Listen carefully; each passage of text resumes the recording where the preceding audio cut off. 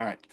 Good evening, everybody. My name is Keith Harrison. I'm the resiliency lead from the Venice Neighborhood Council Public Safety Committee.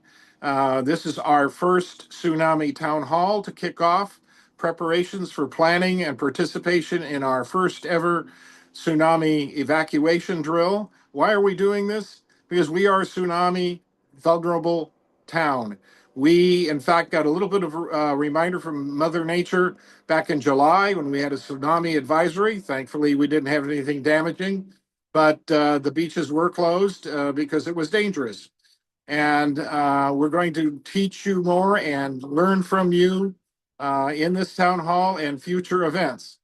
I want to take this time right now to thank our council person, Tracy Parks, who has supported this and continues to support us. And I'd like to turn it over to her for a little kickoff speech. All right. Well, thank you so much, Keith, for the warm up and the introduction. And thank you all for being here, and specifically the Resilience Committee.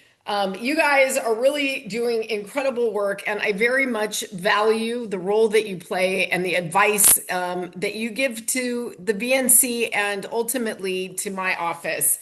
Also, Warley wanted to take a minute and thank all of our partners at the fire department, EMD, CERT, LAPD, all of our first responders.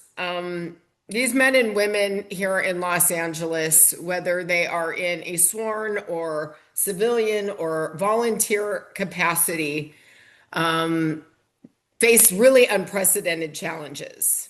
And on January 7th of last year, we all saw with our own eyes how under-resourced our first responders actually are in the city of Los Angeles. And you may remember that as we were just slogging our way through debris removal up in the Palisades following the worst disaster in our city's history, there was an earthquake in Russia, China. I'm not sure where it was, but it triggered a tsunami warning along the entire California coastline, including here in Venice. And so you can imagine my reaction that night as I was learning about this and wondering for myself, what the hell do we do if there is actually a tsunami? I have no idea, actually. And I'm our council member, and now I have to get up messaging and try to calm people whose nerves are potentially frayed by this information. I worry deeply about our communities, particularly in the wake of the fire, because of the strains on our infrastructure and our capacity with evacuation routes. Any of you that have spent time west of Dell during the summer knows that it can be very, very difficult to leave the beach, particularly at peak season. We know that we have limited ingress and egress capacity along our coastal neighborhoods. And so I have introduced legislation requiring the city to comply with Senate Bill 747, which mandates analysis of emergency infrastructure and evacuation routes as part of our city planning. Because of my concerns about, in particular, Venice and sea level rise and tsunami warnings, I think the timeliness of this work really could not be more important. So I am very, very honored and grateful that you all are putting on this seminar tonight. And I'm excited to get to be here with you and hopefully learn something that will keep us all safe in the event there is an emergency. And just as a reminder, Council District 11 is the most disaster-prone geography in all of Los Angeles. From the high fire severity zone in the northern end of the district with limited ingress and egress, to our coastal communities subject to tsunamis and flooding, to areas around our nation's second largest airport and the massive industrial complex that LAX abuts, that includes SoCal Gas, Scattergood, Hyperion, and all of that right next door to the Chevron refinery. So we have many, many challenges right here locally, and the preparation and the planning and the thoughtfulness that goes into being ready when you may be called on in a moment's notice in an emergency is really important. So with that, I will turn it back over to you. Thank you for having me, and I look forward to being with you. Thank you, Councilwoman. Appreciate it. We are going to go into our program. It is divided into three parts. First, we're going to have a discussion of the threat and warning systems from the state level. They are linked to the federal warning systems and how we find out about tsunami danger. We have Julie Romig from the California Office of Emergency Services who will be putting upon a presentation for us. That'll be followed by a short Q&A. Then we will go to Eric Morgan from Los Angeles Emergency Management Department, who will talk about the city emergency plan on how they're going to deal with a tsunami, the evacuations. We will have speakers from LAPD and LAFD, and then we'll have a Q&A, and then myself and Jose Taya from the CERT program will talk about our upcoming exercise in October, other possibilities to be involved in that planning, and some other exercises and drills that will happen between now and then. So that's the program for this evening. I'm going to introduce Julie Romig from the California Office of Emergency Services Tsunami Program, who's going to tell us about tsunamis, how they affect California, and how you'll get your warning from the state level to the local level, and what the mapping looks like here in Venice to know your tsunami zone. Thank you, Julie. Go ahead.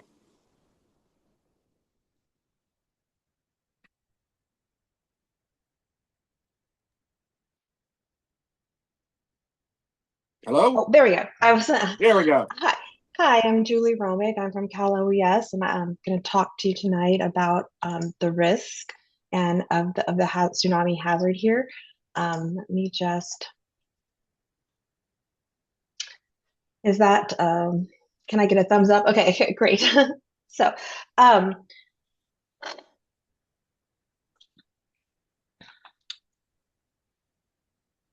see.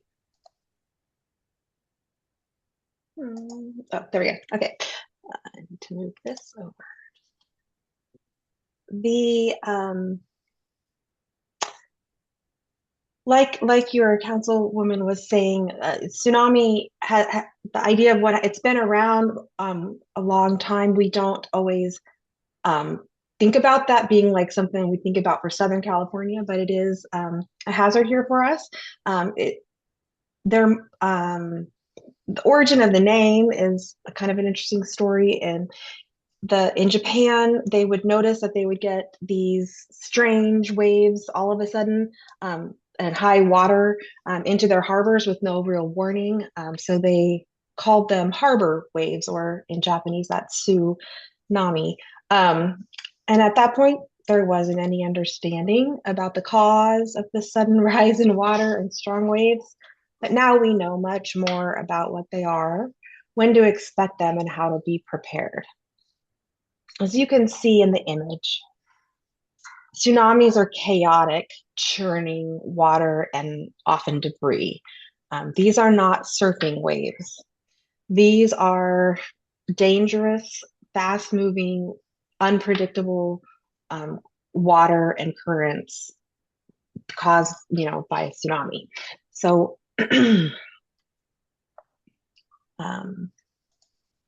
you might be wondering, why do we get this phenomenon at all? And everyday waves at the shore, like you're used to seeing, happen because wind and gravity push water toward land, right? And this is largely a surface thing, like the wind blows over the surface and pushes that water over. Tsunami waves are very different. They occur when two plates that are at the bottom of the ocean, or two pieces of land at the bottom of the ocean, are sliding past one another, and they get stuck or locked. Some pressure will begin to build. So as you can see, in the image here, you have your normal, I mean, two pieces of land sliding past each other. And as it gets stuck, it pushes and builds pressure on the land. Eventually, the pressure will be too great and the earthquake will occur to relieve that pressure. And the land will kind of snap back to its original position. And thereby, in doing so, will push up a huge chunk of water from the bottom of the ocean to the surface. All of the whole from the bottom to the top will be lifted up because the water at the bottom is pushing it up. So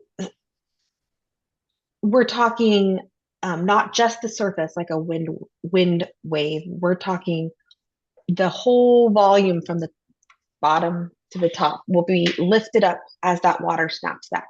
And as you know, what goes up must come down. So it causes an extremely large volume of water to form a wave in all directions from where the water was pushed up.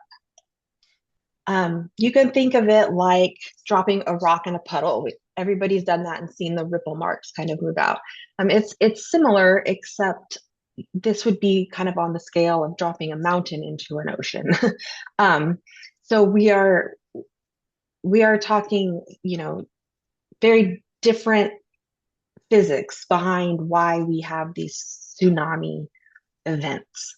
And if you might remember from your high school class, physics class, waves move energy, right? And so it's the energy that is moving through the water.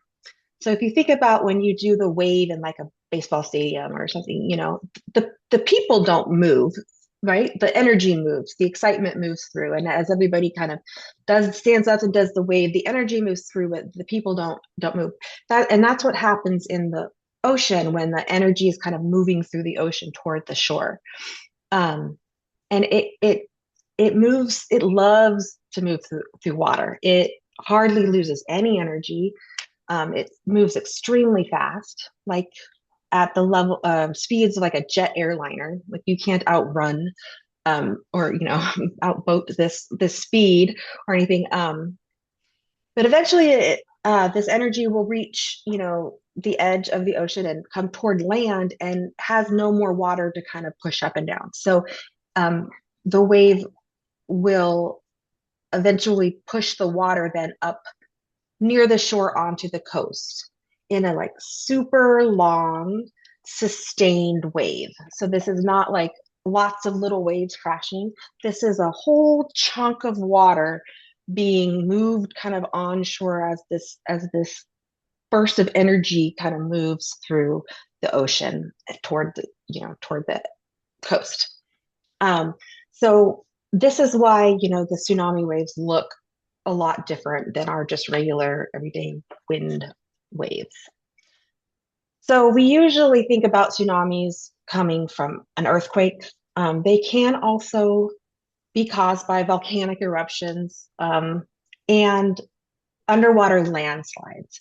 And so that is one of the particular issues in Southern California are kind of these underwater landslides. But basically anything that can move a huge volume of water up so that it's going to fall back down could cause a tsunami. And just a little bit more about how a tsunami wave is very different from a regular wind wave. Tsunami waves have incredibly long wavelengths, and this is a technical term. It doesn't really matter. It's just the idea that like a regular wave that is generated from wind or at the shore, is thousands of times smaller than a tsunami wave in wavelength. So we're talking a huge difference in water volume and duration. Wind waves are swashing up and down, right? They're back and forth. They're short-lived.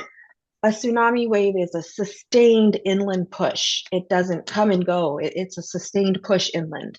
The water wave heights are not as dissimilar as the rest of the features of a tsunami wave. A regular wind wave can be, 1 to 50 feet, and a tsunami can be as high as 100 of it, but we're still talking feet. Both of them are kind of measured in feet. But the volume of water is very different. It's thousands of times greater in a tsunami versus a regular wind wave. And again, we have this sustained surge. And this is why, the movie scene of a hugely tall wave coming over like the Golden Gate Bridge or whatever, isn't exactly right. It's very dramatic, but we're much more likely to see a prolonged water surge that comes onto shore way further than you would normally expect a wave to come. And because it's accommodating that super long wavelength, it will make the run up higher and there'll be more water. So again, Hollywood gets it a little bit wrong, right? And while these are super entertaining, it's not exactly accurate. So it's important to understand what the real risk looks like. But every tsunami is unique. Some can be quite large. Most are relatively small, and they may look like a sloping wall of water or a surge coming, or more like a river flood or a storm surge, if you're familiar with like a hurricane events and stuff, where you're talking about a lot of water.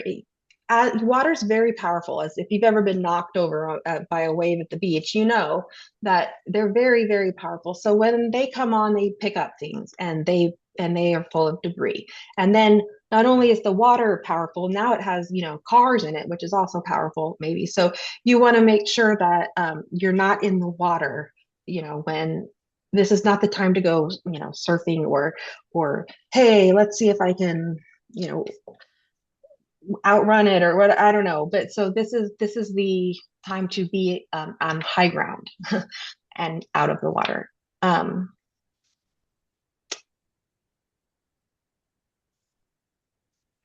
So often we get the question, why do some earthquakes cause tsunamis and not others? Like we had an earthquake the other day and there was no tsunami, so it's not a risk. Well, the idea is that you have to have water move up and down. So in order for that to happen, the land at the bottom of the ocean has to move up and down somehow. So we have, different types of the ways that the earth moves.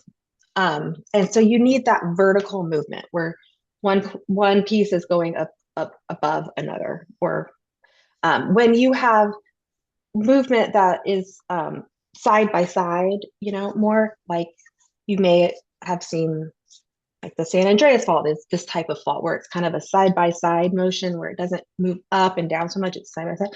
Those are less likely to cause a significant tsunami. And so we know the types of faults that are offshore and which ones are kind of capable of producing these tsunamis, or we know more than we ever have. So that's why sometimes you'll have this incredible kind of risk and sometimes you don't. It kind of depends on the source of the movement of the land.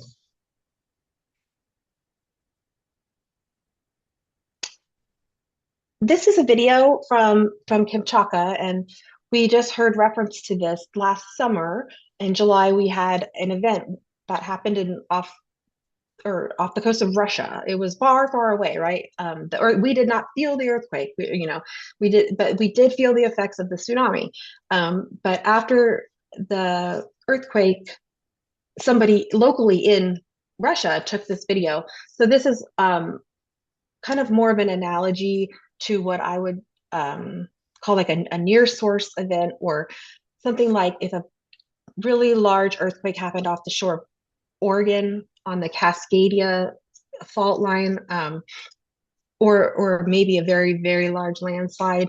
But I'm going to play it, and I want you to notice where the water level is right now versus where it is by the end of this video. And it's not that the wave, it's just the whole thing just comes up. So You can see the tsunami wave starting to form here, or, starting to get to land.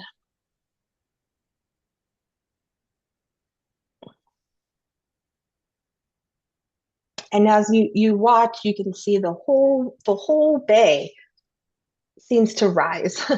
And it's coming up way farther than they're expecting, right? Because they're on kind of the top of this hill and it's all vegetated, and obviously there's not usually water up there. But it keeps coming. It doesn't fall back and then come back and fall, come in. It just continues to rise. And so now you can see kind of in the background how much higher it actually is from when the video started. And that's what is so dangerous about a tsunami, is that increased level of water coming onshore. Okay, so I think yeah. So we'll talk a little bit about California's risk. And there are there are two ways kind of a tsunami could reach our shores. I should correct that. It's not two types of tsunamis. There's two ways that this, water wave event can be generated. First, there are kind of what we call local source events. So that means that the earthquake that causes the tsunami happens nearby. It's offshore, or the earthquake triggers an offshore landslide. So maybe the earthquake was onshore, but it was just enough shaking to cause a landslide offshore. Either way, the source of the movement is local. And the second way that we can have a risk of these events is a distant source event. And that is what we saw with Kamchatka. So this is the idea, like an earthquake happening in like Japan or Russia. And obviously we're not going to feel that earthquake, but it happens very far away, right? So, but what does happen is the energy from that earthquake that's released and into the water and begins a tsunami will travel across the whole ocean and reach our shores. So it will easily travel across the Pacific. And so where if the earthquake is local, you might have 5 minutes before you have an increase in water. When you have an earthquake in, say, Japan, you might have 9 or 10 hours before the extra water arrives. So they have different time frames kind of with them. One kind of extra fun for you guys source of these tsunamis is the Palos Verdes landslides. Those don't just stop because of the water; those continue off the water, out into the water. So the land sliding down, will push water up and can cause a tsunami.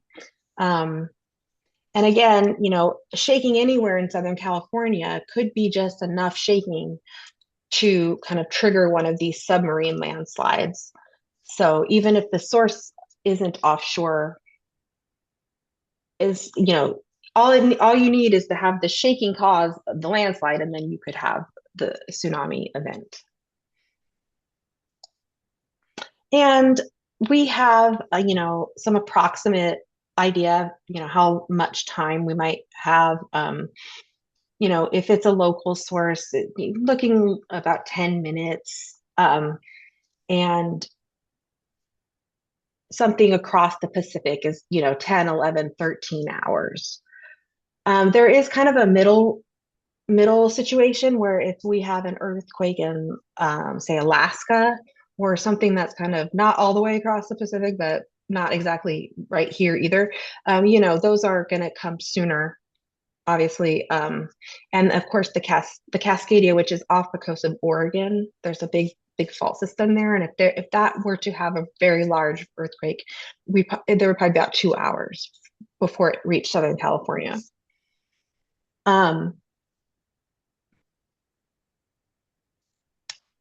So you might be thinking, oh, this doesn't happen that often, right? But actually, there's been, around 45 tsunamis in the last 100 years. So it's not nothing. we do want to make sure people are prepared. It's often enough that it's worth being prepared. Not all of the tsunamis have been impactful, or caused damage, or loss of life, but some have. And this is why we work diligently at the state and with our national and local partners to be ready for these events. And you can see that many of them have hit the advisory level, which I'll talk about soon, which is higher than the watch but lower than the warning. But some have hit the warning, and so it is worthwhile endeavor to be prepared. In 1964, there was one of those Alaska earthquakes, and it caused, 400 million in property loss in 1964. 15 people died as a result of the earthquake, but 124 died as a result of the tsunami, and 13 of the total people were in California. So we do have the hazard here, and Seal Beach was inundated. Newport Beach and Huntington Beach all had water. We had damaged harbors and flooded homes and businesses. So it is potentially plausible that this is something you need to deal with. I have a little video here, but I think in the I guess it's pretty short, but you can see the tsunami, and this is in Santa Cruz. And this is the Cape Mendocino, I believe, but you can see the water coming. You think, oh, that's not that much. That's not really going to do much. But watch what it does as it hits. It's not that big of a wave, right? But it is a large volume of water with a lot of power, and it completely breaks up the dock and these boats, and they get pushed over. And that's a lot of damage eventually. I mean, so while it might not look like much coming in, it can do a lot of damage.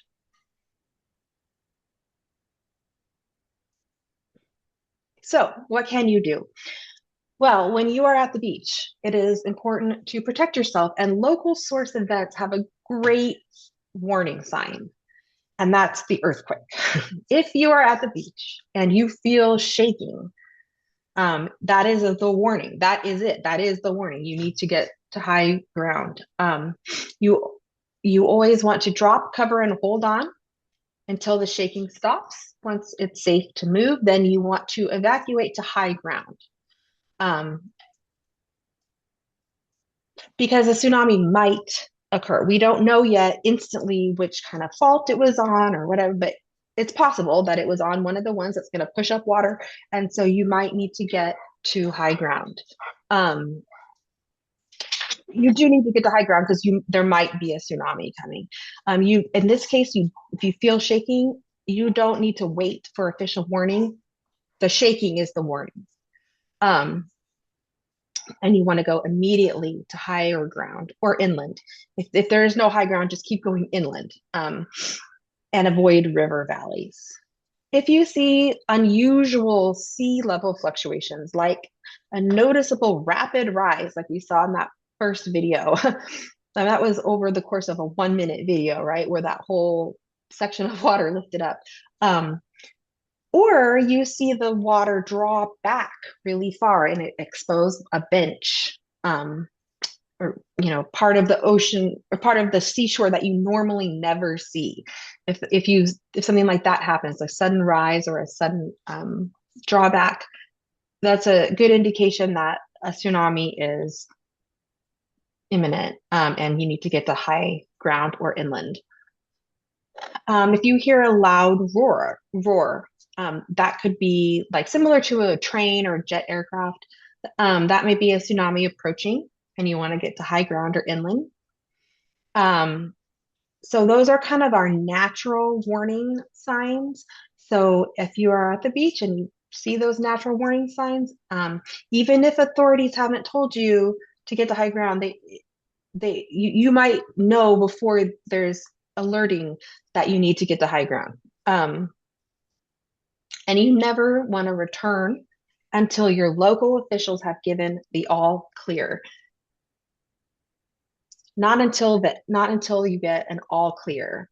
Even if an alert is canceled, that doesn't necessarily mean that the waves are safe. You only want to return when the local authorities give you the all clear, meaning that it's safe to be back near the water.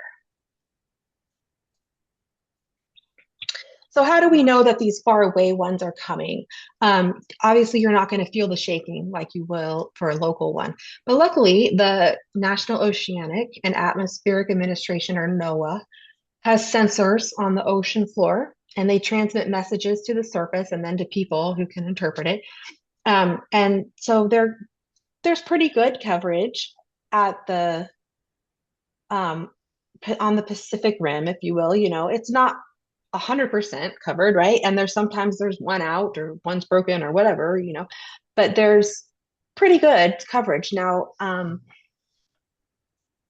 another thing to remember is that once an earthquake happens over here, on the other side of the Pacific Basin, the wave is going to have to travel by a couple of these sensors before we can fully calculate what's going on. We don't know its speed until at least passes 2 or 3 of them, right? Like, to kind of triangulate the direction and the magnitude and how fast the thing is moving, we have to have more than one point of data. So it takes a minute to, maybe a couple hours to kind of fully calculate what's going on, because it's such a big wave. Like, it's not like you can calculate it on like the order of a minute or two.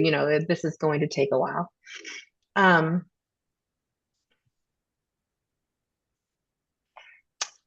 So this is probably one of the most important slides I have tonight. So the tsunami alerts come in kind of 5 levels. The first one is under evaluation, and that isn't even on here because all that means is they don't know yet. Nobody knows yet. It could end up being any one of the other 4. So under evaluation just means we're still figuring.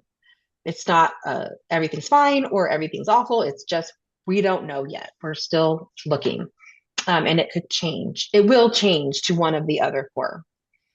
An information statement is alerting you that an event that could cause a tsunami has occurred, but there is no impact expected. We're not expecting a tsunami to make it, or at least not one that's big enough to matter to our shores. So this is just no action is needed. It happened. We know it happened, and so that, but you don't need to worry so much. A watch is to be prepared. That means an event has occurred and a tsunami is possible. You need to stay tuned, and you need to know what your plan is.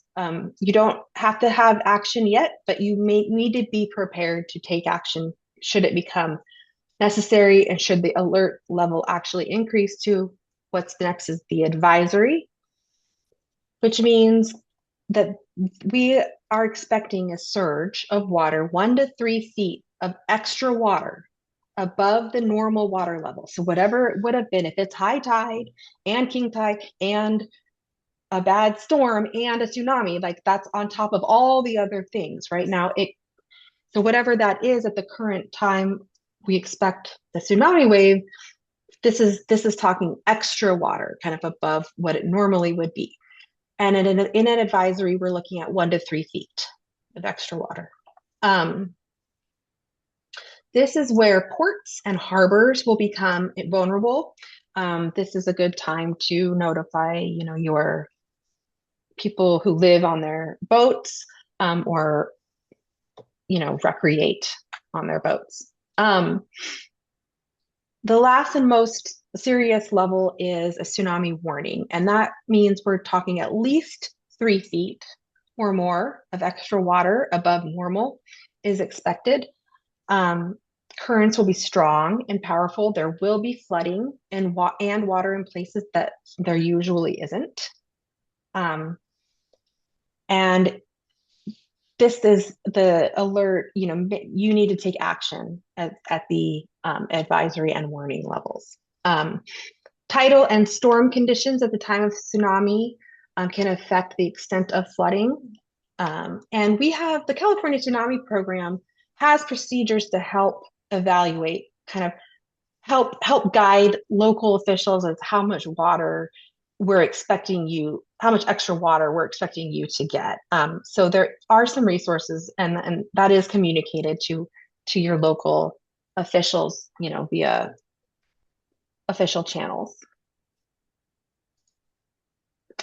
This is the National Weather Service's tsunami warning system, and this is just a picture of the website. It's nothing special here, but they will issue those information statements for anything above a 4.0 earthquake, even if there is no impact.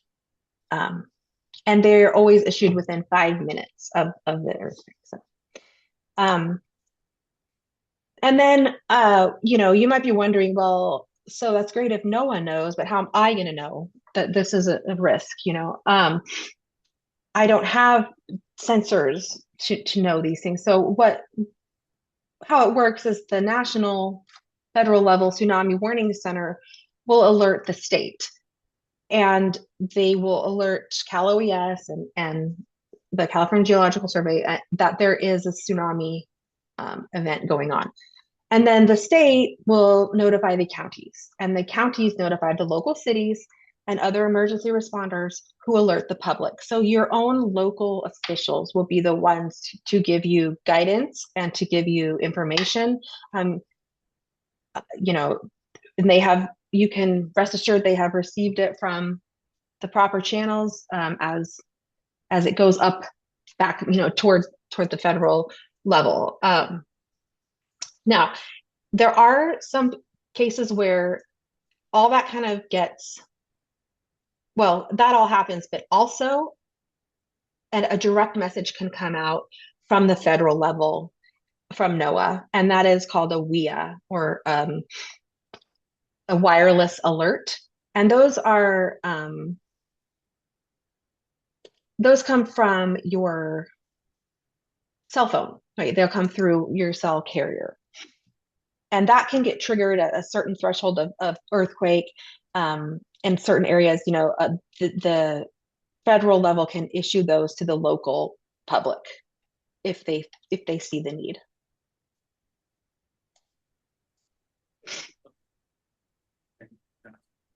Again, your local source earthquake is the warning. Get to high ground.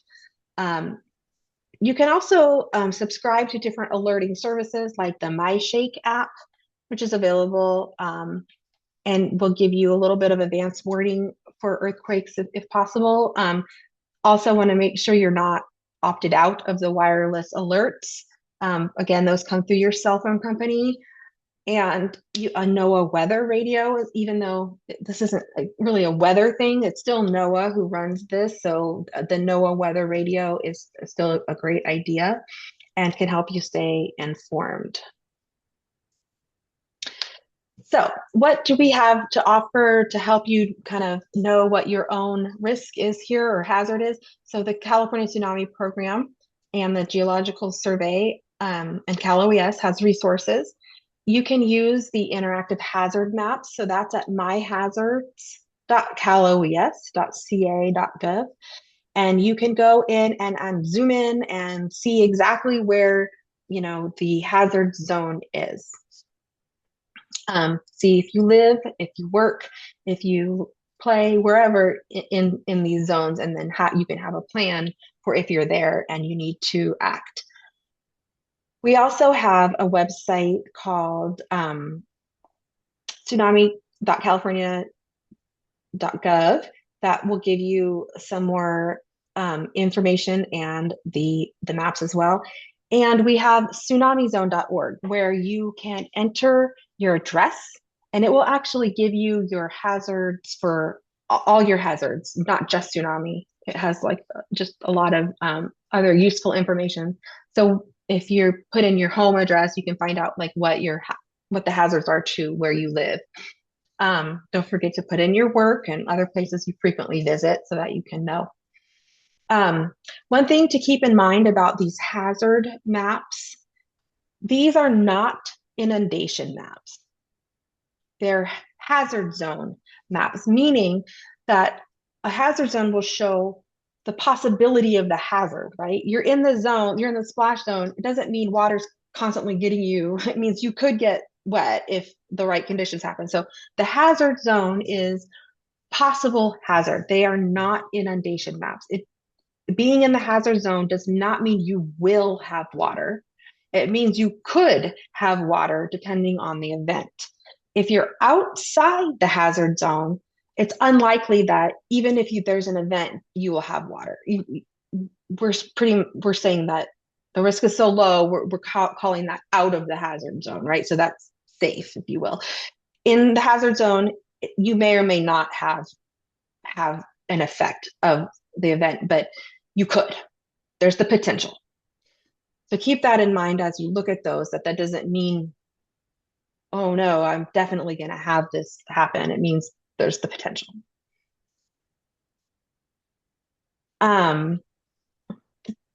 If you want to learn more about the preparedness and how those tsunami hazard maps were created, we have a tsunami preparedness guide and story map that really walks through how they went through it. And these were developed with local, like they visited every local area and talked to different people and different agencies and asked, police officers, well, would it be better to use this street or that street? And so let's make the zone here because that's going to be better, easier to enforce for the local.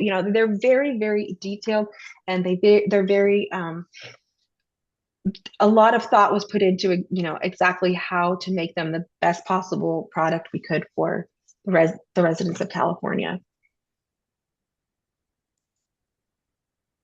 And again, I kind of already explained this, but when you are in the hazard area, you are in the hazard area. You have the potential of something happening. If you're outside, on our maps, it's shown in green. You are outside of it and you are, safe. So if you need to evacuate from the hazard area, you want to go to a place that is out of the hazard area so that you are safe. So you want to go from the yellow to the green on our maps should you need to evacuate. And most evacuations occur on foot. They don't really need to be driving. You don't have to go very far. You just need to go out of the zone to be safe. So in Los Angeles, we have Marina del Rey and the Venice area in the hazard zone. But you'll notice that it's not very far that you have to go to be out of the hazard zone. And most places along the coast in Southern California are narrow bands that are in like pretty much just the beach that is in the hazard zone. But you can go and look and scroll around and see exactly where these hazard zones have been calculated to occur. And, they will go up river valleys or canals, as well. So keep that in mind. So what can I do? Well, just like an earthquake, we're pretty good at understanding, what to do for that. You need to have, a week of food and water. And, the same is true because for a tsunami, because a very large earthquake could be accompanied by this tsunami event, but it could also happen from far away. So you really want to be able to be prepared. So you want to have, a go bag or a supplies at your house and at your work and maybe in your car. You want to know your zone, be aware of what your potential risk is and how you're going to deal with it should you need to. So you practice your route to safety. The idea is to be prepared and not scared.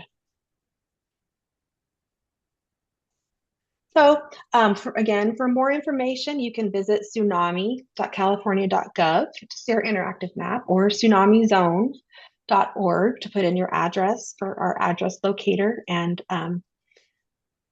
that concludes the presentation by Cal OES and this California Tsunami Program. We're part of the Governor's Office of Emergency Services, or Cal OES. So thank you for letting me present, and enjoyed being here.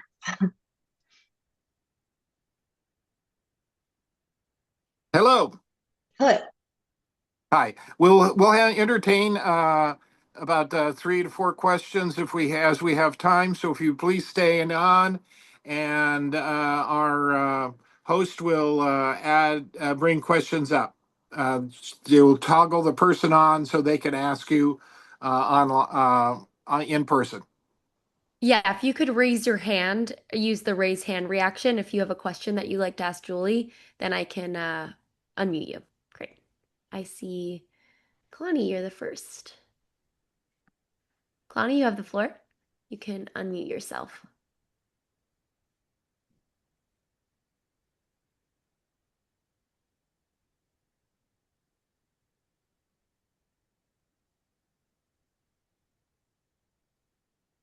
Yeah, Kalani, if you can unmute yourself, you're our first question ask.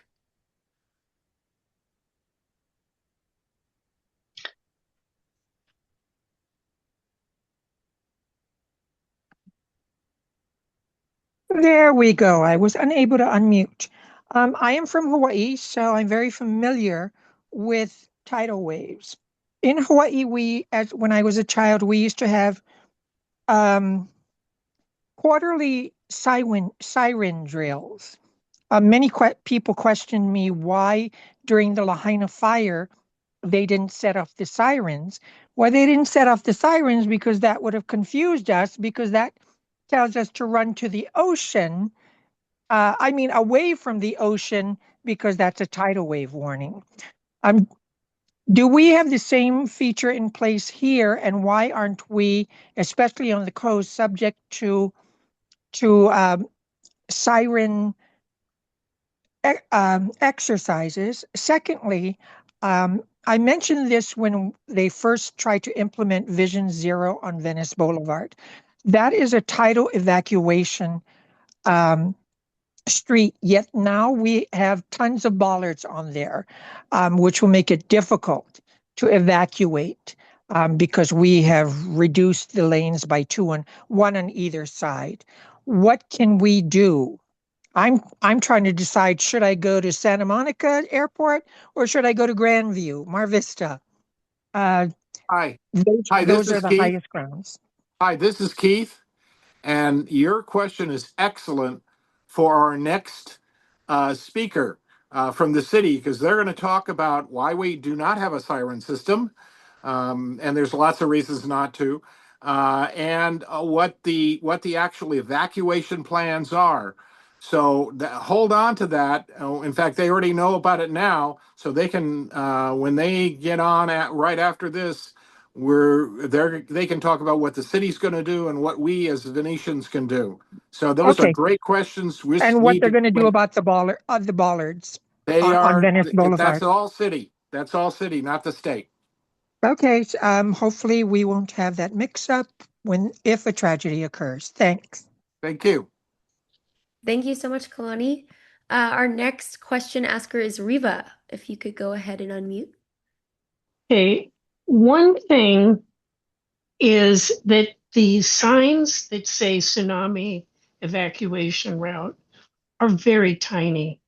And many people don't even know that that is a tsunami evacuation route.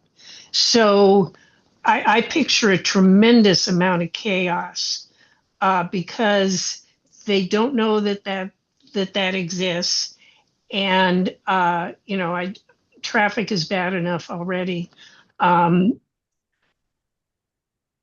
other thing, maybe Kaylani alluded to it, this controversy about housing for the homeless on a little strip of land that is very close to the beach on, I believe, Venice Boulevard. And my concern would be the fact that you're adding more people on a tiny strip in a tsunami evacuation route. Yeah, So, great questions.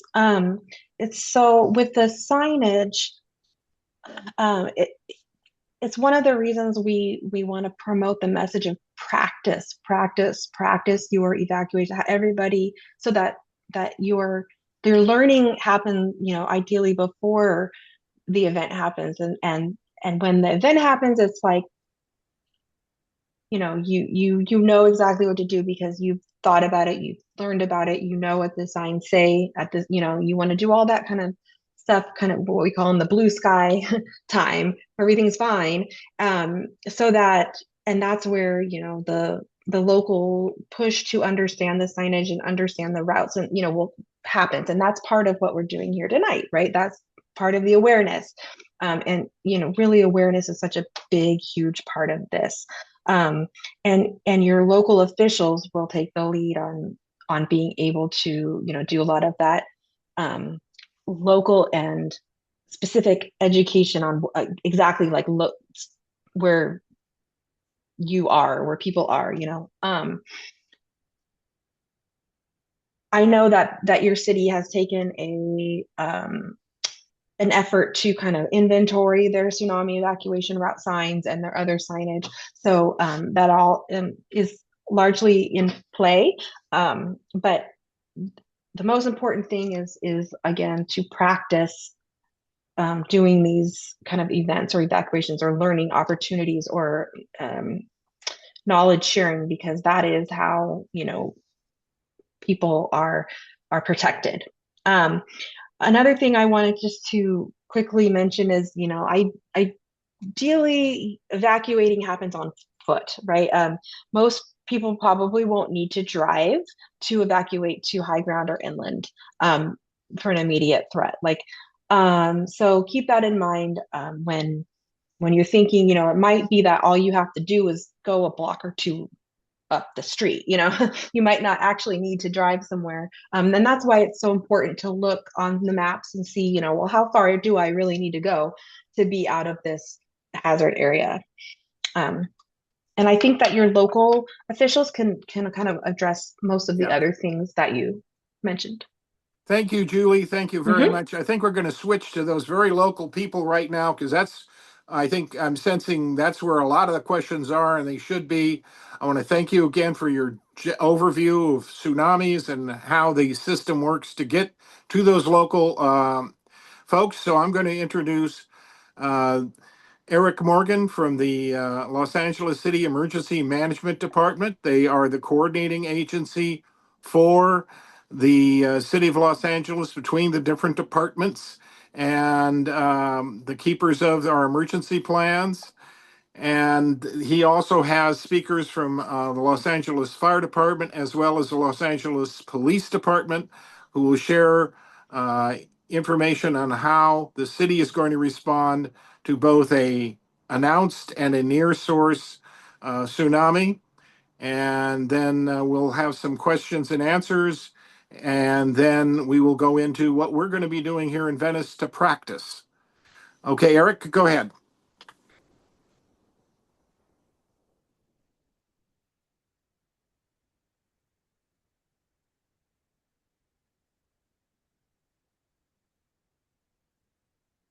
Okay, can you hear me now?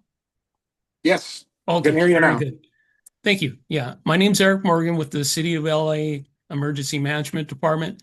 Give you a little context on how we got the ball rolling on this. Keith was very proactive and reached out to our general manager, and that in turn led to me as one of the staff members within the EMD to work with Keith and your cohorts with Venice Neighborhood Council. So this has been a fruitful collaboration. We know we got a lot of work to do. And evacuation is it's misleadingly simple, and because you have to get buy-in. I think that's a topic that you guys touched on, where you're only looking at signs after the bad event happens. So I would echo what Julie had recommended in terms of practice. We're partnering with you guys on that, and as Keith started off with, as a reminder that we're on this journey, which includes, another workshop, a CERT medical triage event, as well as the culmination at the end of this for this year, the tsunami walk in October. But our role is we come up with the city's emergency operation plan. And there are over 40 plans, well, one overall all hazard plan, but outside of that, there are a number of annexes that gets real specific and granular. And the tsunami annex is one of them. So in that, you'll find when we activate our emergency plan, by which the identified participants within the city, the public safety agencies, street services, traffic, recs and parks, all are bound to be participants if called upon by the mayor. And that when the mayor declares a local emergency, that is one way that the plan is activated. And another one is if we have to have an immediate response, we would activate our EOC, our Emergency Operations Center, as well as initiate the plan. So we talked about far off and versus a local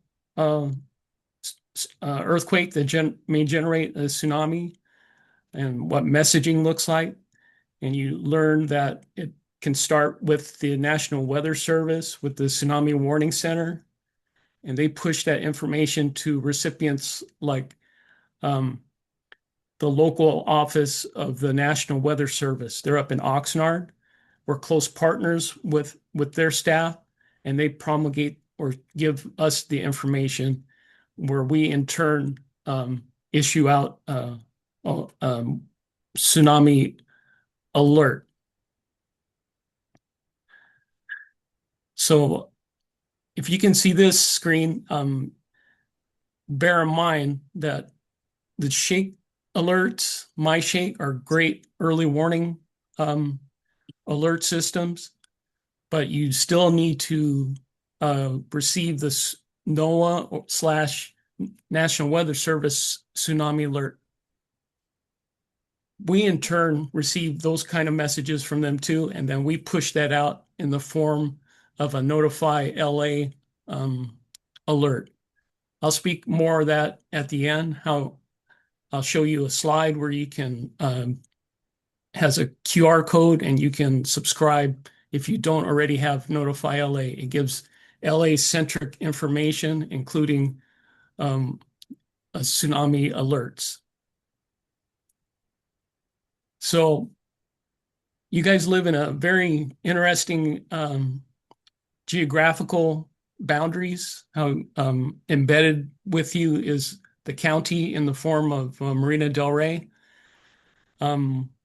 Keith alluded to future events. We hope to have LA County speak to more of what Marina del Rey does, but we're in lockstep with the similar actions. We're close partners with the county, and so if one's acting and pushing out information to its residents, you can be sure that the other jurisdiction will be doing the same thing. And this slide shows the different resources available. I think Julie covered a lot of that. So yeah, you heard her talk too, and I'll just reinforce it with the graphic. You do have time to take action if a tsunami alert were to be given and it was remote.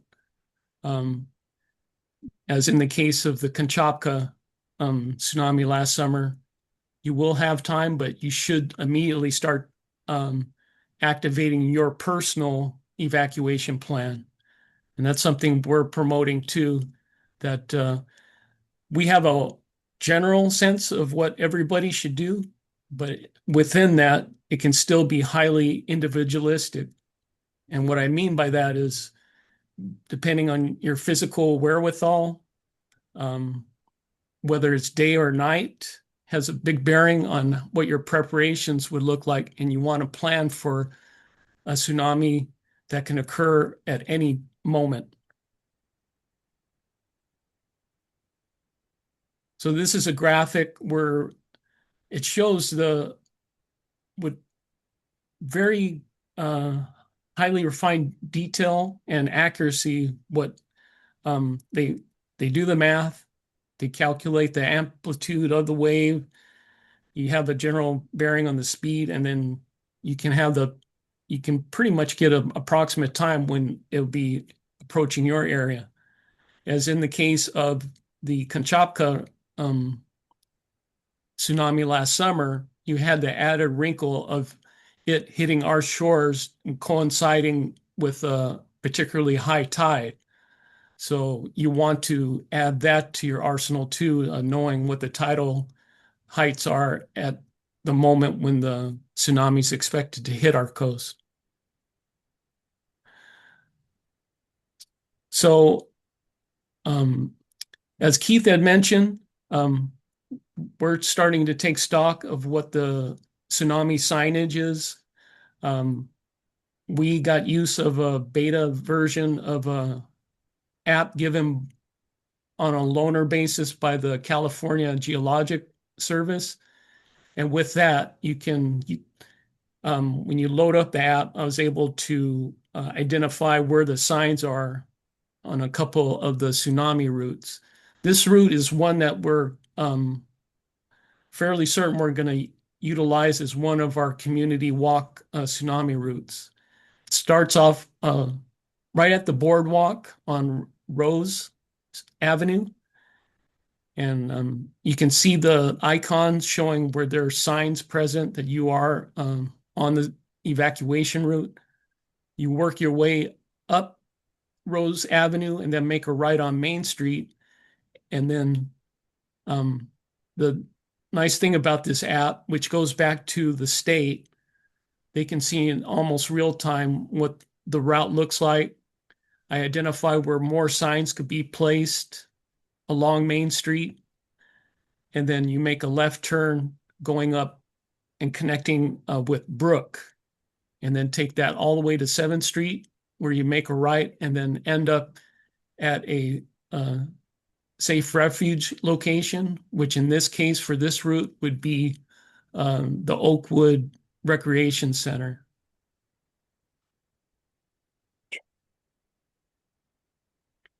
And here is another route that we walked on.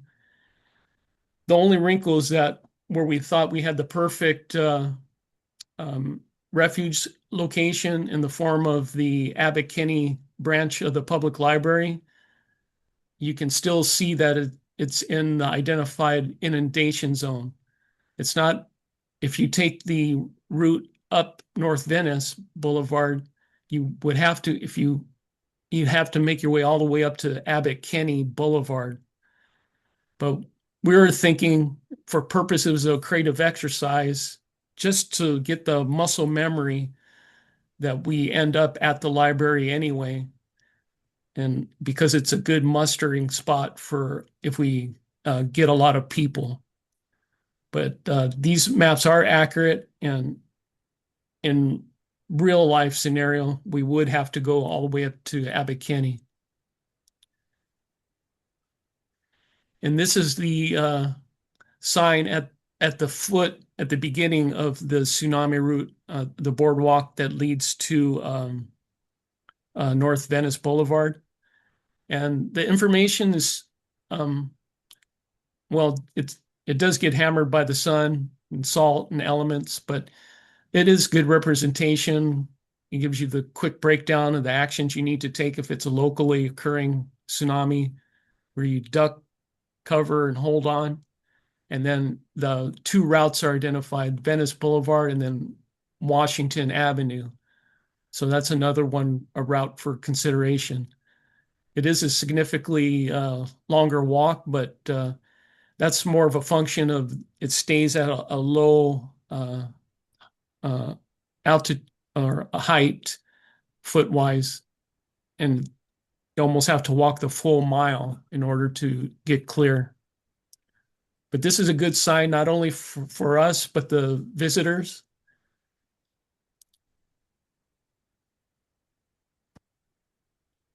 And this is just a representation of what a community walk may look like. So I'll just touch upon the nighttime wrinkle to this and make a suggestion that in addition to the go bag, if you can imagine this being a nighttime scenario, getting a high visibility vest on that is reflective, get a flashlight, or better yet, get a headlamp, something that you would want to try on, make sure you're a little bit comfortable, but you have the added benefit of being able to use both hands and have them free. Because it may be unstable structures, down light poles. You want to ideally have your hands free, your backpack secured on your back. And so that means infers you should have some gloves as a basic item, as well as some good shoes, because you will be walking. And when we did our site walk back in January, we did encounter a lot of uneven surfaces on the sidewalk. So that is something you want to bear in mind too. And another concern, things that keep me up at night, is just the people that have access needs. And what I mean by that is just mobility challenges. So when I did a GIS, it's put out by a company called Esri. They take big data from census information, compile it, and it spits out a lot of data layers. And so what I was looking at, high risk populations. So I'm looking at schools, medical centers, assisted living centers, as well as our seniors. So we're going to have to talk about that and what evacuation plan looks for them. You'd think right away you need more time. Are they able, if they're living in a multi-level structure, and particularly if it's an elevator, you got to think, how can we get this person down safely if power is suddenly cut? So these are the conversations, that we need to be having. But there are precedents. Last year, is at City of Long Beach, they had something that we're aiming to do here in Venice, and they had success with their version of a community event.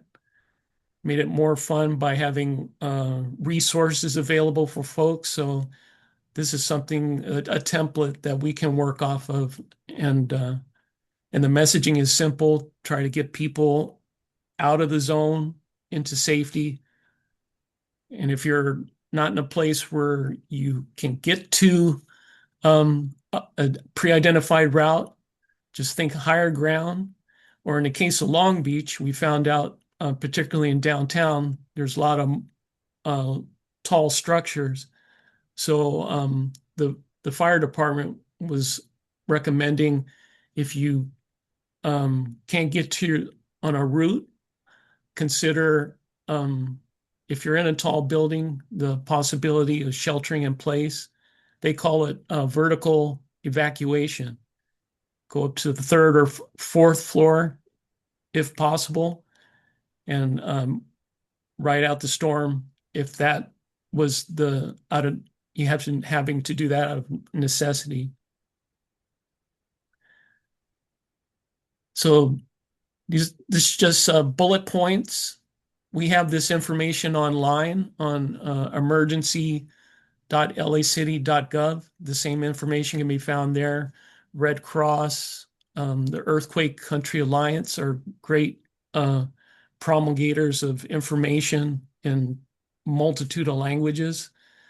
But these are just bullet points on the basics, just so your family knows what the plan is and how to get out quickly with the essentials that you would need. And this is the part where we're going to keep working on, and that would be practicing tsunami evacuation drills, not only in the physical sense, although that's ideally to build what I mentioned was the muscle memory, but also exercising your mind, visualizing the routes, and then the mindset on how you're still, in a sense, practicing your actions that you would need to take. And as Keith alluded to before, I think Julie as well, because it's a high density area, walking would be the best mode to get to the safe zone.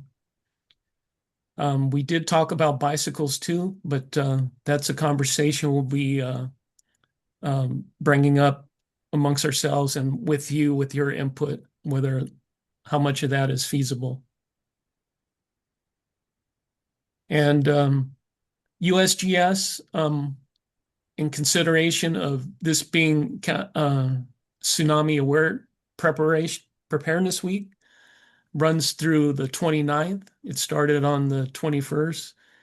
They gave people a scenario, and that adds realism to the actions you take. And so in this year, it would be 100 miles offshore of Eureka, California, 7.9 earthquake.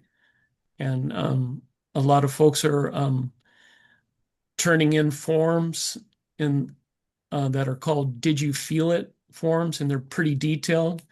It's just for us to practice reporting out. That even if you don't feel anything, it has a lot of value to organizations like the USGS. That gives helps shape what the boundaries are for what was the specific area that was impacted. It's another tool for them to understand the extent of the damage and what was felt. Ham radio I always make a plug for it because something like a tsunami will have a cascading effect on multiple critical infrastructure sectors, communications, the medical, utilities. So just a plug for a radio, especially if it's battery powered, you're separate, you're off. You don't have to work off the power grid, especially if that's out. And so they do their own exercise too. They utilize the Did You Feel It forms for people participating by radio. And then I'll make a plug for the Notify LA app. And this is the graphic we're sharing in our city newsletter this month. Encouraging people to sign up for Notify LA. It's through the platform is called Everbridge. It's a real robust system, but you get LA-centric information. And so it's gotten a lot better with issuing. You can issue alerts that are strategically put out to the affected audience that you're trying to reach out to. And here's the QR code. You can scan that and then sign up. You opt in to receiving messages, but they're not the only game in town. I live in Southeast LA County, Lakewood, bordering Long Beach. So I get the alert Long Beach, and they did test their alert today in commemoration of this being Tsunami Awareness Week. So it's getting better and better for us to receive information. But for the city, I would recommend Notify LA. And lastly, thank you for your attention, and appreciate you listening. This is a perfect first step for those of you on your journey for preparedness. And this will be the end of my presentation. If you have any questions, I'll do my best to answer. But Hi, Eric. Thank you very much. And since you also have LAPD and LA Fire Department on call to help answer, there is a previous question I wanted to lead off with, and that is, do we have siren systems in place to notify people? You and I know the answer to that, but I think it's important for you to explain what we Sure. don't have, and also how is LAPD going to handle issues like problems in the traffic area with the way the lanes are restricted. Okay. For the second question, I will initially defer to our guest speakers from LAPD, Senior Lead Officer Sam Gills and Lee Rosas. But for the first one, yes, there was a time when we used to have a lot of sirens, but they were for the purpose of the civilian air authorities, if I'm saying that right. Civil defense. Civil defense, yeah. But there's been a lot of talk.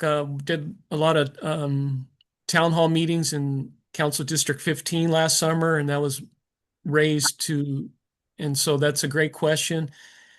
I think in Pacific Palisades, there's, if they didn't do it already, there's strong consideration for putting in a siren. When our first person who asked a question about confusion, Torrance has signs, and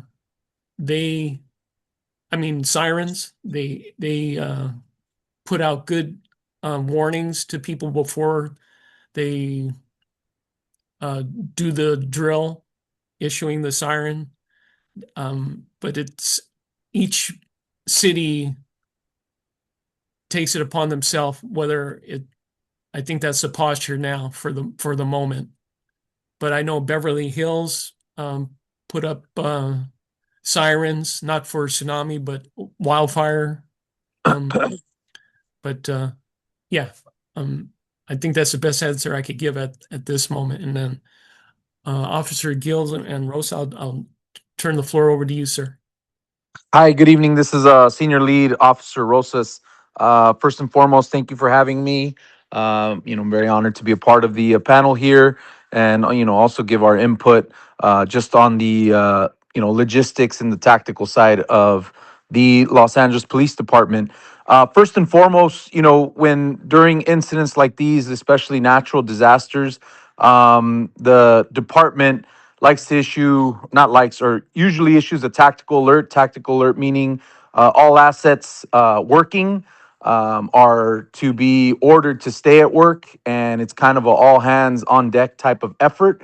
And depending on the severity of the incident, we'll go into a full mobilization where all days off are canceled in the scheduled calendar month, and it's pretty much shifts are set up in an A and B fashion where officers are, for instance, asked to be at work from 6 a.m. to 6 p.m., and then you have a relief from 6 p.m. to 6 a.m.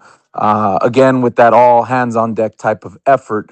I will say, in my experience, not in tsunamis or anything of that nature, and God forbid it were to occur, but it's good to be ready and be have a plan in place.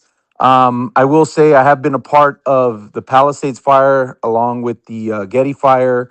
We were kind of the first boots on the ground type of deal with our partners from the Los Angeles Fire Department as well as others. I will say part of the most important part of preparedness is to heed the warnings, listen up. Multiple times when I was in these evacuation missions, we had multiple people waiting till the very last minute to finally leave after we've asked them to evacuate as best as we could. And that causes chaos for us, absolutely, because finally, when they see that the danger and the danger's written on the walls, when people finally decide to leave at the very last moment, and it causes chaos and havoc in the streets, especially ingress and egress for not only first responders and LAFD and life-saving personnel, but Now we're kind of fighting for the street with citizens making their way out.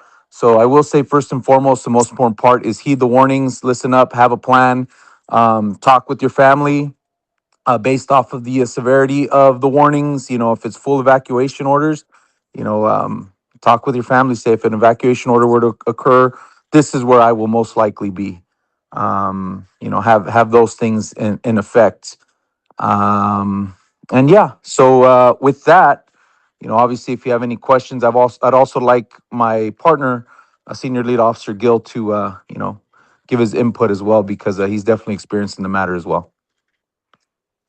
Hi, good afternoon, everybody. I'm sorry my connection cut off a little bit while my partner was speaking, but was there a question regarding some of the bollards that were in place and removing Yes, them? yes, that's a particular interest in how that would affect vehicle transportation. Um, Obviously, we've talked about, and just to tip our hat a little bit on the drill, we're going to be exercising walking, and with the assumption that the egress by car is already filled. But in reality, people do want to know what can be done, or is the plan to handle those bollards and other types of obstructions to evacuate by car out of the area. Well, when it comes to a tsunami, depending on how much time we have to respond and address some of the bollards, logistically speaking, I can honestly say those bollards are not coming down just because of the tools that are required and just manpower to individually take each bollard out. It would take not only manpower but it take time. So if the tsunami warning is a short period, less than maybe 2-3 hours, then it would be difficult for the city to get the right personnel with the right tools to remove all of those bollards in order for vehicle traffic to start flowing. In regards to the LAPD, we don't have that tool specifically assigned to our emergency response officers, so that they won't have the equipment in order to move those bollards down. Um, Also, in regards to getting assistance in traffic movement, have an understanding about the amount of personnel that are available in the West Los Angeles and beach areas of the city of Los Angeles. On a nighttime patrol, we have maybe about 7 cars assigned to Pacific and an additional maybe 5 to 6 vehicles assigned to West LA. That means you have about maybe 20 emergency police vehicles that are going to have to respond in order for traffic, and that would be through the entire coastline if in a major event like that does occur. So resources will be severely limited in regards to the police side, and our responsibility would be more to mitigate preservation of life for such event. So the officers that would be working would most likely try to block off the main thoroughfares, such as Washington, Lincoln, and maybe Rose, to alleviate traffic flow all the way to Lincoln Boulevard. So that would most likely be the operational plan from your foot personnel that are actually on the ground at the time of the incident. Thank you. And would there be consideration of making all the lanes going one way away from it, instead of lane coming in and lane going out, but doing reverse flow? That would have to be a consideration amongst the officers that are present at scene as they see the incident occurring, and what would be their decision to mitigate flow. Because again, understand Lincoln Boulevard is also a major thoroughfare that is an artery to Santa Monica and to go further east. I do believe our officers would see the potential threat of keeping everybody stuck on Lincoln and sort of divert everybody eastward. So I do see our officers sort of doing those traffic breaks to allow traffic to keep flowing east. Thank you. Okay, I'm sure we have some other people who have questions. And again, we do have LA Fire Department available, so if people have questions about rescue and fire suppression, because we've all seen what happens in flooding, that sometimes amazingly a fire breaks out when there's water all around. Soraya, do we have some hands raised? Yeah, we have a few questions. I'm going to let's start off with the question from Michael Patchen. I know you've been waiting for a while to ask your question, so you have the floor. Actually, my question was relating to GIS modeling for the previous speaker. So I apologize. Yeah, Eric should still be around. Eric, do you have a second to answer Yeah, a question about GIS? Yeah. so really the question was specifically, there was two things that were mentioned. One was high ground, and I wanted a definition of high ground. And then I was also wondering what modeling has been done, particularly around the Marina del Rey, Venice area, relative to tsunami risk and the different kind of genesis of that, right? Be it earthquake or whatever. Okay, thank you for your question.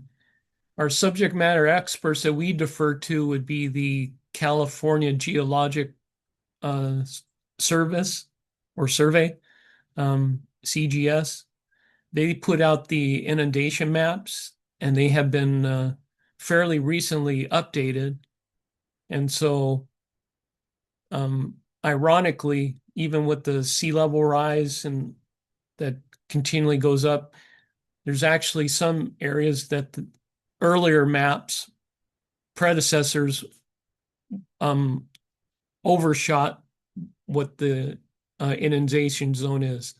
So make sure when you look at those inundation maps, it gets to be pretty heady science, involving satellites and imagery and how they derive that what the map looks like. But um, I believe by all sides that those maps are highly accurate. When you go enter my hazards on the Cal OES website and you get directed to the inundation map, and I would go by that map to identify what your evacuation route would look like. But it is a combination of the GIS and satellite imagery, and yeah, it's a lot of science to generate what we can use to inform our preparations. Yeah, and I think the first part of that question also was what constitutes high ground in a tsunami evacuation area. Does anyone know that stat or that piece of information off the top of their head? Used to be an old rule of thumb, go 1 mile inward away from the water or 100 feet up as a rough rule of thumb. But Yeah. One of the problems we have here in Venice, things are pretty flat. But again, the calculations, as was explained to me, had to do with the energy of the water, the fact that there is a slight rise, that there are, and so the energy of the water is in fact drug, and it's limited. So the best hazard zones are what we have now, which moves from immediately around the coast, then up toward Abbot Kinney, and then back down and then over into the peninsula area. So those are what we have there. Do we have another question? We do, but before that, it looks like Julie also raised her hand, maybe with a quick answer to Good. how high. Yeah. yeah. Hi. Yeah, just a couple of things. The tsunami hazard zone maps do show where you need to go in, and so like there's a couple places in the north that have little holes, and so that is high ground, so it shows it in green. So it will show you on the map where the safe zone is. So if you're out of the hazard zone, then you're considered safe. And if there's no little piece of green in there, then that means you need to keep going inland. And also, I just wanted to reiterate that those are not inundation maps, they're hazard area maps. So they aren't necessarily the same thing. And in the inundation means that you will definitely be inundated with water, and that's not what these are showing. They're showing the potential of water, in an area. So you may or may not have it, but there's a possibility for it. The underlying issue is you don't want to be there.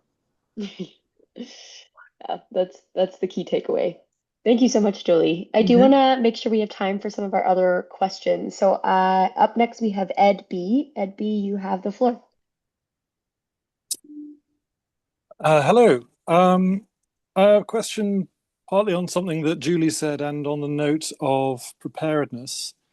Julie had mentioned that in the event of, a warning sign for a local tsunami would potentially be a local earthquake. Do you have any guidelines, like in the moment, like if you're in an earthquake in a tsunami zone? What would be a guideline to make the decision in that moment of, oh, this was a big enough earthquake that I should get up and go, or this is another earthquake? Like, in a situation where you're not necessarily at your most decisive, are there any sort of guidelines in that moment where you could say, oh, actually, yeah, this felt like something where I should make that choice and pick up and go rather than stay in place and watch out for aftershocks or anything like that? Right, great question. So everybody's tolerance is, for the earth moving underneath them is a little bit different. Some, that being said, one of our kind of recommendations is if you feel strong, long shaking, be sure to, drop, cover, hold on, and then get to high ground. When in doubt, get to high ground. If you're thinking, maybe I should have, maybe that was something, get to high ground. Like as soon as you have the thought that it might be enough, that's enough to move to high ground. And it might not be, look on the maps and see like, well, if I'm at the beach in, wherever, how far is it up that I actually do need to go? And it might not be all that far. So it might be worth just making sure. Your local officials will, react to the earthquake if they need to close, and I can defer to your local procedure, your local officials for those procedures. But just err on the side of caution, I guess, would be the best advice I could give. Okay, great, thanks. One quick sort of follow-on question, I think probably more for Eric, or maybe even something that Councilwoman Park said. In terms of the traffic moving inland, Councilwoman Park had mentioned, in her bill, like auditing what needs to be looked at and what needs to be thought about.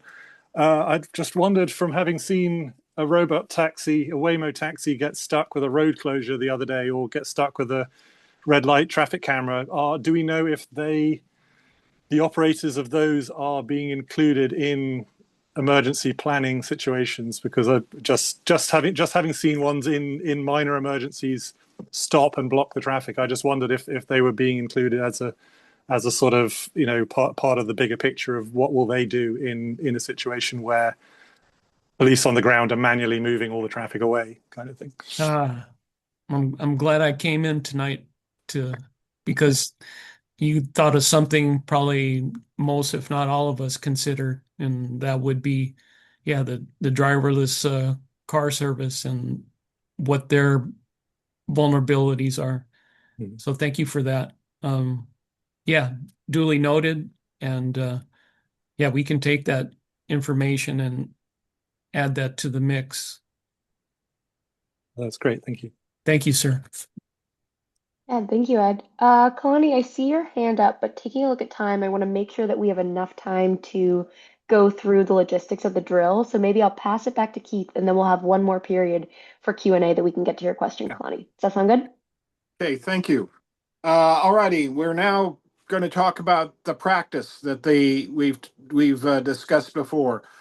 What this is that we've been working with the city and the LAPD and fire department, et cetera, to develop in October a tsunami drill, and that will be evacuating from the hazard areas to an area that the city in their plan says would be a good rally point or an assembly point for us to be. We've discussed places like Oakwood or even as far as Penmar being far enough away, not only from the hazard area immediately, but from any rescue operations as fire and police come in to deal with people who can't evacuate. So that's part of the mix that we're talking about. We are talking about one of the parts of it is dealing with it on foot, on bicycle, on chair.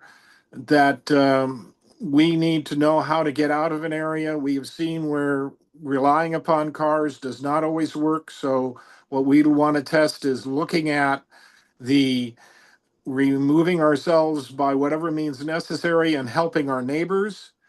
So those are the basic concepts. We want to work the details into what the city is actually planning.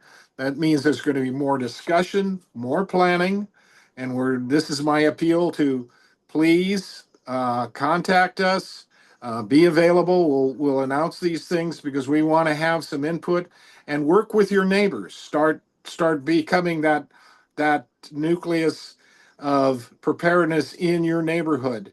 And there's a formal way of doing that through the Ready Your LA neighborhood, or you can be just as informal as just talking to people and doing a phone tree. But this is where we're starting it. One of the events that we are working with is with the Community Emergency Response Team.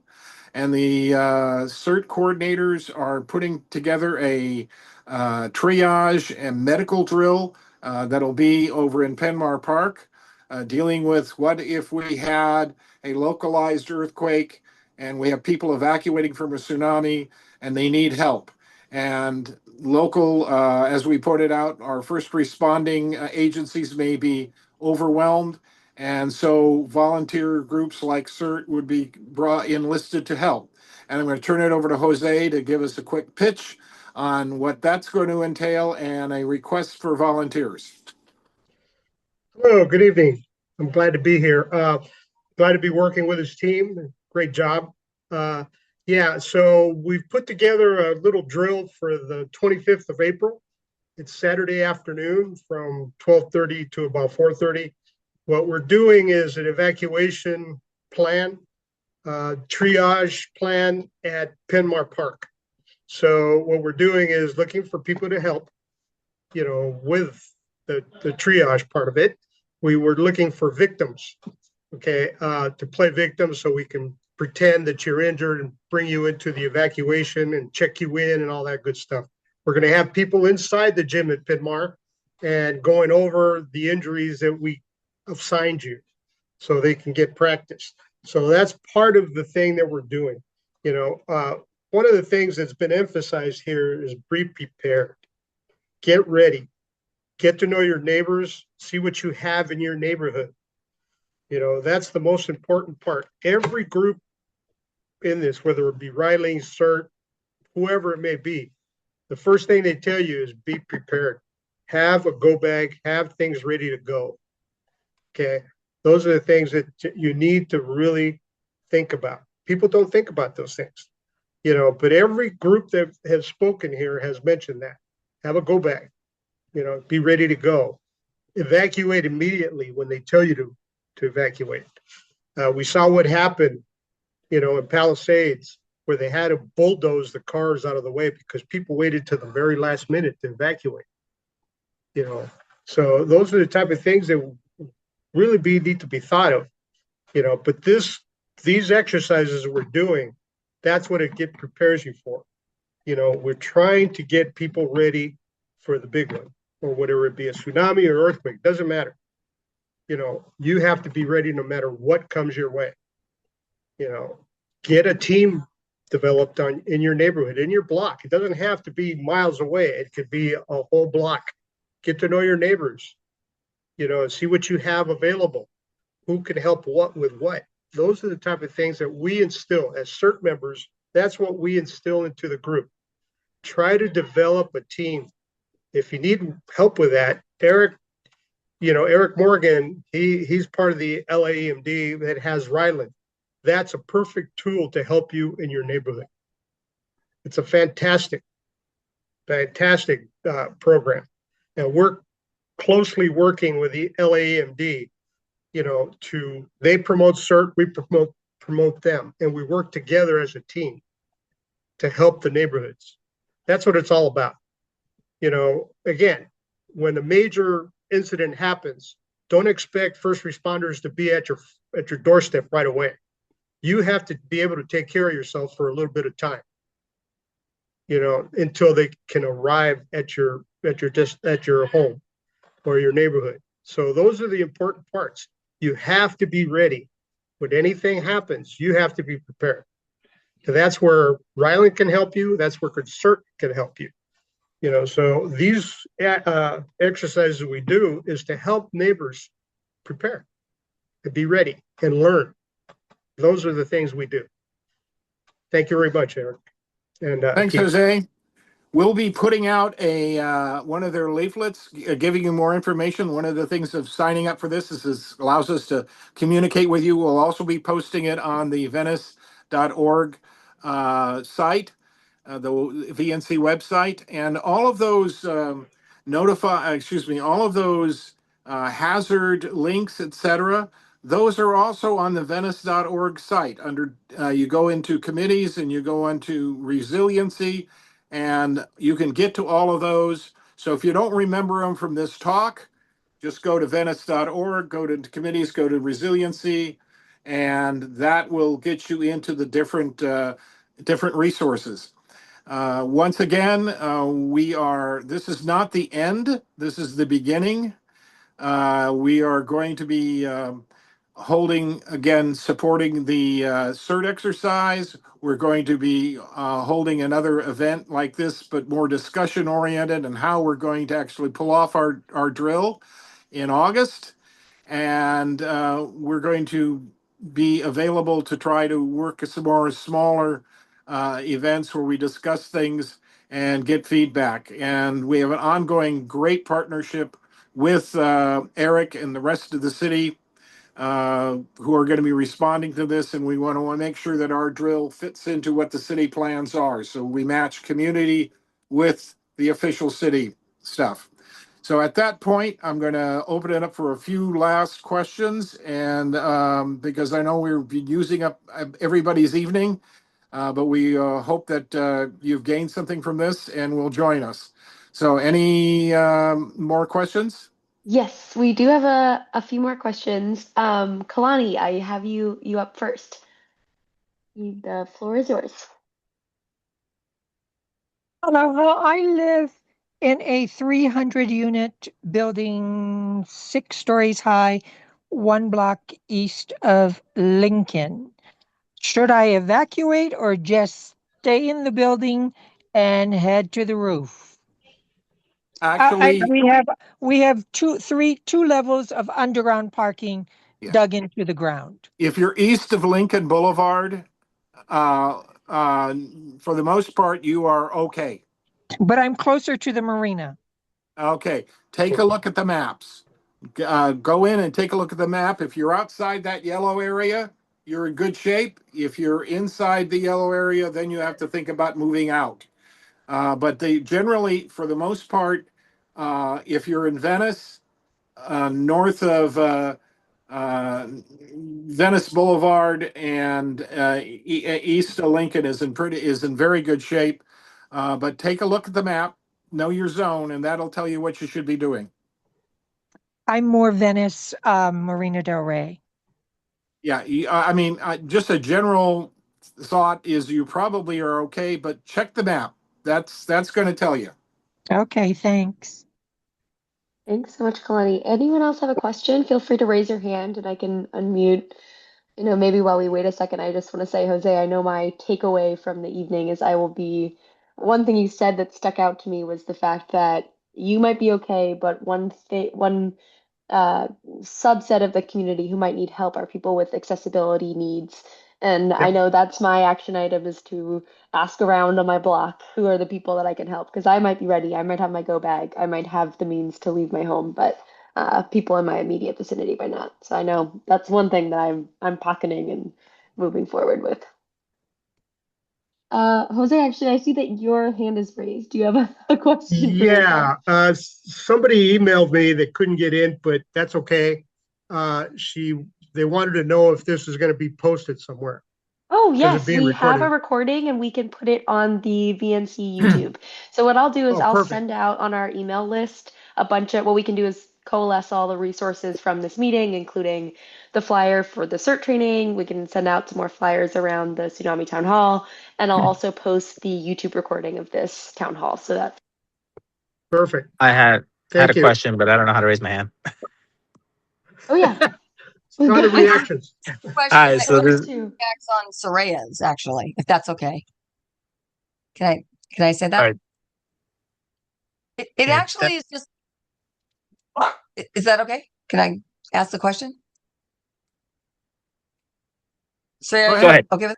Yeah, Go yeah, ahead. Erica. How about Erica? You go ahead, and then Officer Gill will get to you next. Yeah, I'm sorry. Okay, yeah, great. Thank you. Okay, so my question kind of goes along with what Soraya was saying, but it's to a different. Sorry, my dog has a lot to say. Is there are buildings on Oceanfront Walk, so they're going to be in the tsunami zone that are housing 100% senior people that are really senior, that are not going to be mobile. My question is, do we have a plan for buildings like that that is being created so they already have a special plan that addresses their needs? Because we know that their needs are going to be beyond what regular inhabitants' needs are. So I feel like to be responsible, we somehow need to address buildings like that. Because otherwise I think we're being irresponsible. So how do we address that? Eric and LA Fire Department, is there anything in the works? That is the question, right? You identify a subset of the population with the Yeah, these are people most in challenging. senior living situations. They may not be skilled nursing centers, but they're often called retirement communities, Mhm. etc. But the ability for those people to move and evacuate is limited. So, is there in the city planning? Is there is that being discussed, and how that would be handled if somebody reported in, hey, I'm a caretaker here, they left me behind to be in charge, and I've got 30 folks who are in wheelchairs and cannot operate them themselves. They're not like a person who can use their device. They need assistance. Is there something in the works for that? Yeah, that wouldn't. If you were tasked with that to answer that question, you're thinking about transportation, right? What at the city Right. level? And evacuating these people into some sort of van or whatever where they could be transported. You would have to reach out to whatever constitutes the management of a facility, because I'm thinking of a facility of that size with that number of people, they must have some kind of evacuation plan, at least to get out the building in case of a fire. Right. I think that's different though. So I'm just kind of acknowledging it just because maybe we need to really think about that and come up with that, because it is different from a fire, because that's just get outside and go across the street. This is different. This isn't get outside and go across the street. They have to go farther. So and it they needs have to be, it sounds like they have to be transported too. Yeah. I mean, these are Yeah. exactly. And a lot of these are facilities that don't have like major services in them, because that was more about, it's a low cost facility for seniors, and they're high functioning, but they don't drive, and they don't have, family living with them or whatever. They're alone. So anyway, I just feel like that's something that we really need to address, because that's a good thing to note. That's a good thing to note. We might find that as a thing that as we develop our drill, we might have a subset to that either this time or the next time around, because this is not going to be the only drill we have. Thank you, you guys. But don't let go of that thought. Yeah. One other little thing to add on to that is we recommend early evacuation, because there are a limited number of medical transport vehicles, and they get there just aren't enough. And if everybody's requesting one, then there are, so throwing that out there. Exactly. Well, some of these places have a vehicle, but it's just a matter of, there needs to be something acknowledged so that they're prepared in advance, not, oh, it's happening and what do we do now? They need to have an actual plan for this specifically, in my opinion. Just I will say this though.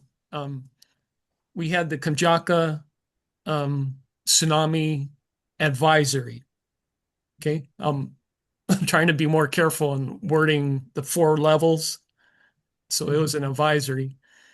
I did meet residents at a public safety preparedness event in September, a couple months later, but it was still fresh in their memory.